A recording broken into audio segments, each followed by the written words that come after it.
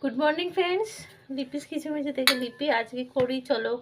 দুটো আম রয়েছে, হয়তো একটু একটু পেকে গেছে, যা গরম পেকে যেতেই পারে।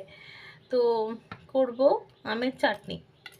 তো আমের চাটনি সবাই পারে, আমি কিভাবে করি সেটা তোমাদের সাথে শেয়ার করি। চলো আজকে আমটা কেটে নিই, তারপর আবার আসছি।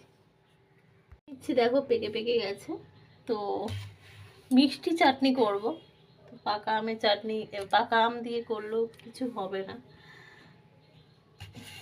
চাটনিতে যে মশলাটা লাগবে সেটা আমি একটু খালি খোলায় ভেজে নিচ্ছি, এবার মিক্সিতে গুঁড়িয়ে নেব।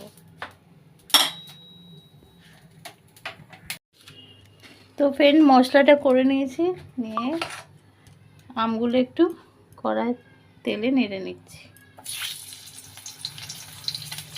একটু নুন হলুদ দিয়ে আমগুলো একটু কড়াই নেড়ে নেব। এই যে নুন হলুদ দিয়ে একটু কড়াই মাখিয়ে নিচ্ছি, তাতে আর রোদে দেওয়ার ঝামেলা থাকে না। আর আমগুলো দেখতেই পেকে গেছে। তো দেখো আমগুলো ভাজা ভাজা হয়েছে, আর সর্ষে আর শুকনো লঙ্কা ফোড়ন দিয়েছিলাম, এবার জল দিয়ে দিচ্ছি।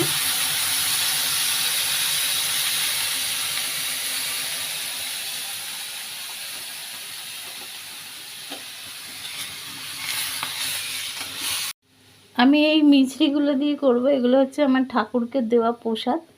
এগুলো একটা কৌটো জমা হতে থাকে, কিন্তু মিছরি তো ওইভাবে খাওয়া হয় না, একটা দুটো হয়তো খাওয়া হলো। তো এটা দিয়ে চাটনিটা করব, যাতে আমাদের প্রসাদগুলোও খাওয়া হয়ে যায়। তো তোমরা গুড় দিয়েও করতে পারো, এমনি প্লেন চিনি দিয়েও করতে পারো, তো যার যেরকম খুশি। তো আমি এটা দিয়ে করব। আগে ফুটে যাক, তারপরে এগুলো দেব।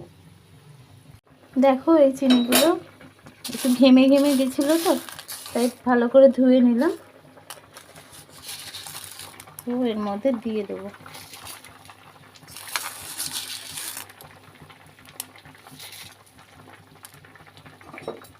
যেটা গুড় আম হয় সেটা চিনি আম দিয়ে করছি আমি আর কি।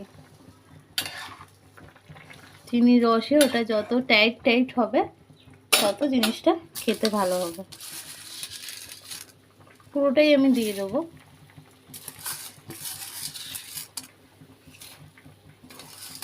স্টোর করে রাখতে পারো, কাচের জারে রাখবে, আর নামাবার আগে মশলাটা দিয়ে দিতে হবে।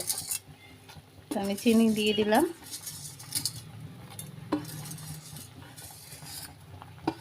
এটা গুড় দিলেও খুব ভালো হয়। তো ফ্রেন্ডস, আমার চাটনি রেডি। এবার মশলা দেওয়ার পালা। এই মশলাটা আছে শুকনো লঙ্কা, তেজপাতা, পাঁচফোড়ন ভেজে গুঁড়ো করা। এবারে ঠান্ডা হয়ে গেলে কাচের জারে আমি এটা স্টোর করে রেখে দেবো। খেয়ে দেখো এভাবে বানিয়ে, খুব ভালো লাগবে, আর এটা অনেক দিন থাকবেও। তো চলো, আজকের ভিডিওটা ভালো লাগলে একটা লাইক, শেয়ার, কমেন্ট, সাবস্ক্রাইব। চলো, টাটা টাটা।